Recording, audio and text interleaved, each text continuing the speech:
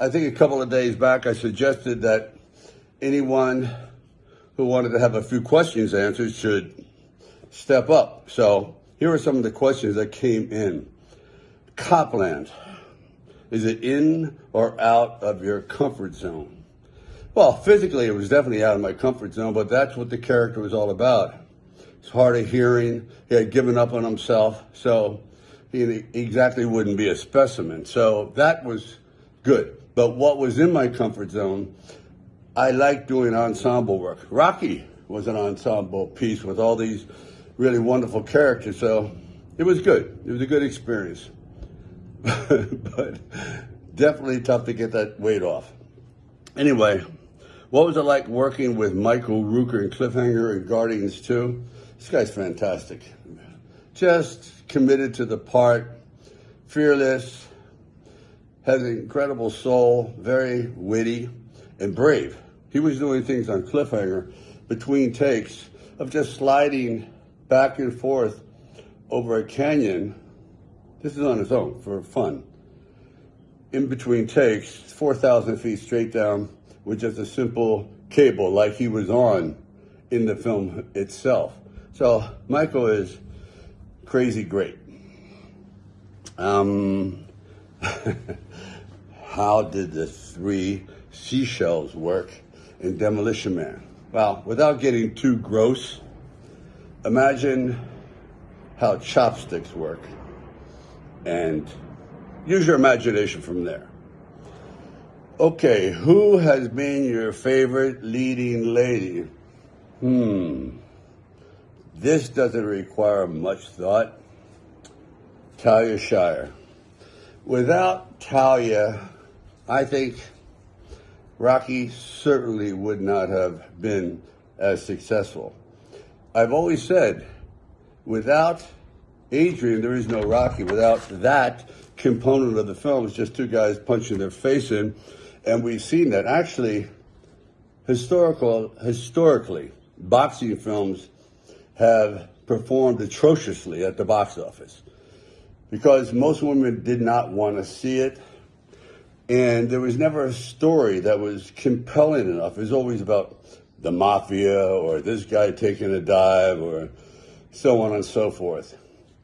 And it just didn't work. So I thought, all right, this is not about boxing. This is the love story. He just happens to be a lackluster, unappreciated, down on his luck, insecure guy who was a fighter. But mainly he was looking for love. And along the way, he found his soul again. So without Talia Shire, I would have been punched out a long time ago. Did you write all of the Rockies? Every word, every period, every comma, everyone. Also, when I agreed to do Creed 1 and 2, after I saw the original screenplays, which are okay, but they didn't quite capture the Rocky tempo. So every scene I was in those films, I wrote too. So it would be very comfortable for me to perform in. Which film do you think you were in your worst shape? And, well, that goes Copland. And believe it or not, I thought I was in really terrible shape with Rhinestone because I was way too thin.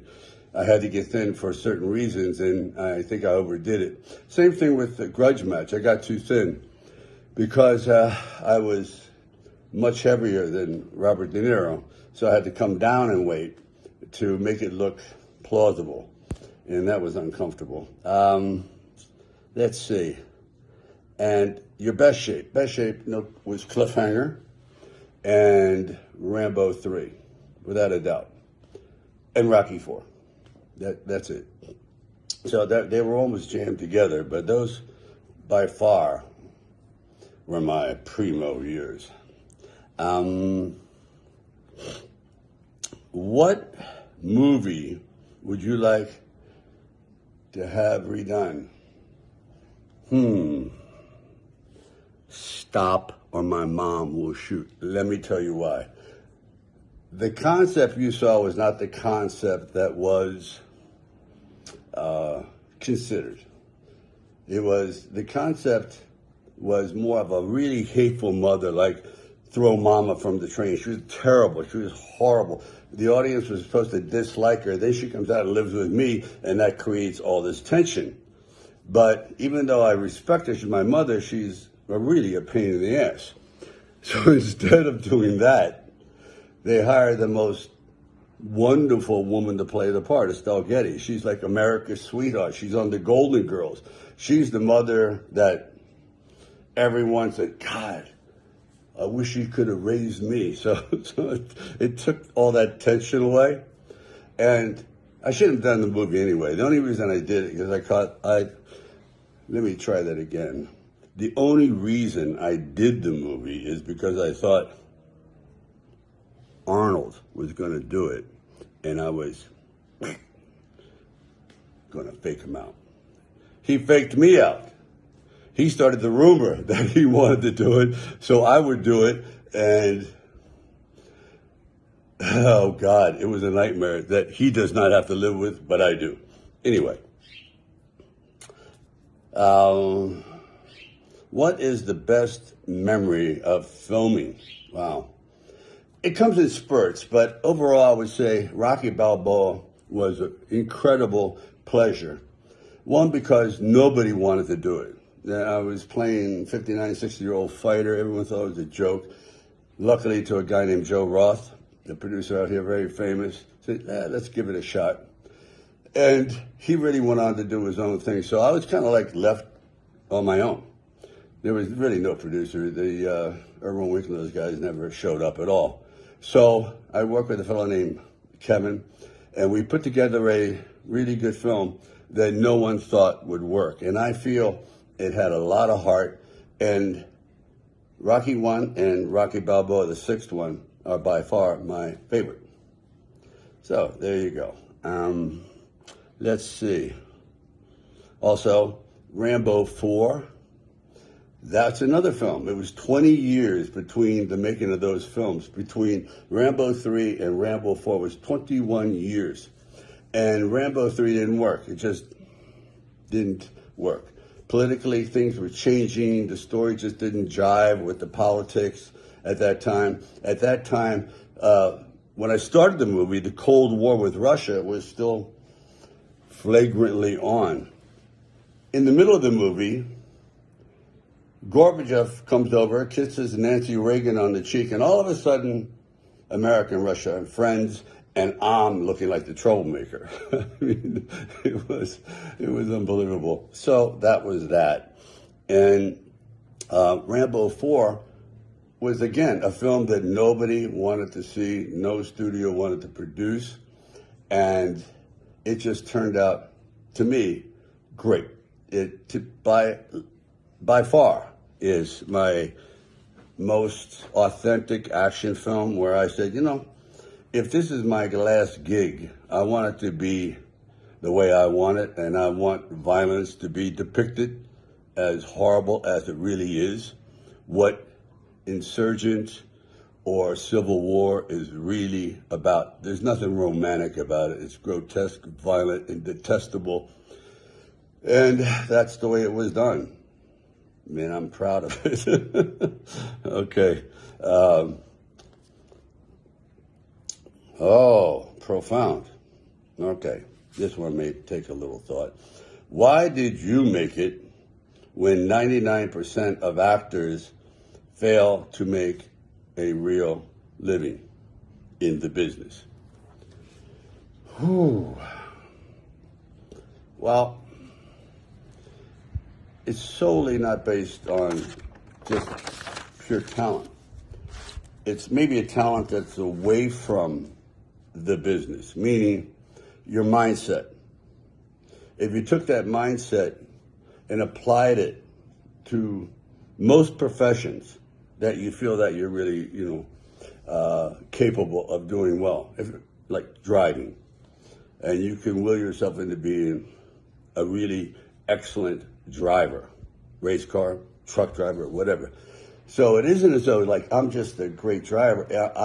It's the determination that I'm preaching about. It's the blind ambition, the willingness to accept failure, grind it up, swallow it, and keep going. Not swallow it, throw up, and get sick and turn off all your aspirations and ambitions. It's just the opposite.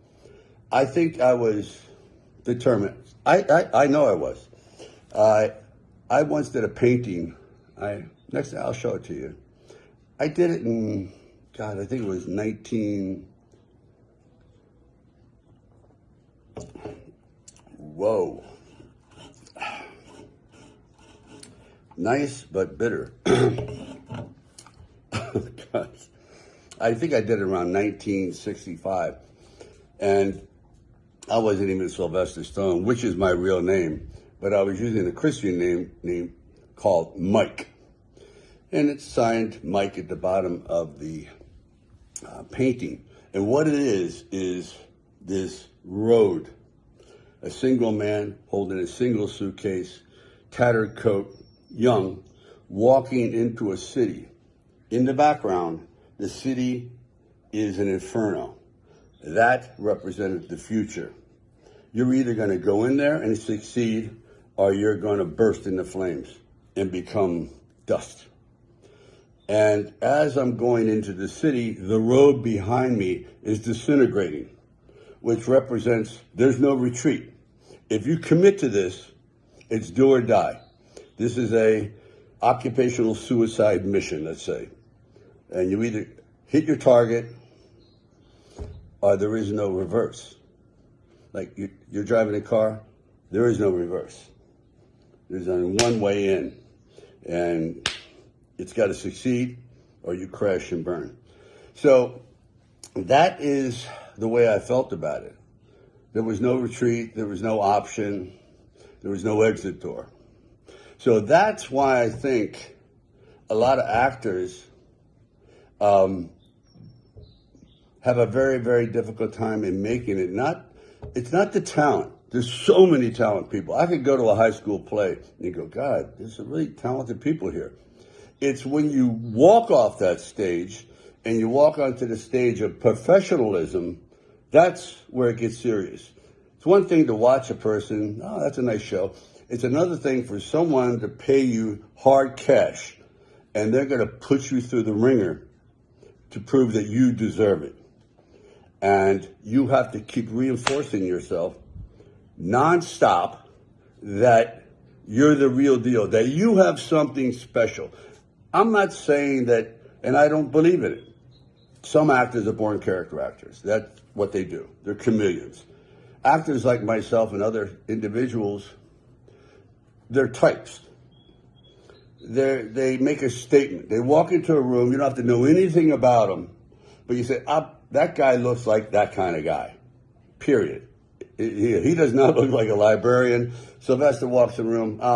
You're not going to ask him to help you with your income tax returns. No. You're going to say, that guy is unpredictable. You don't know what's going to happen. So I say be a specialist.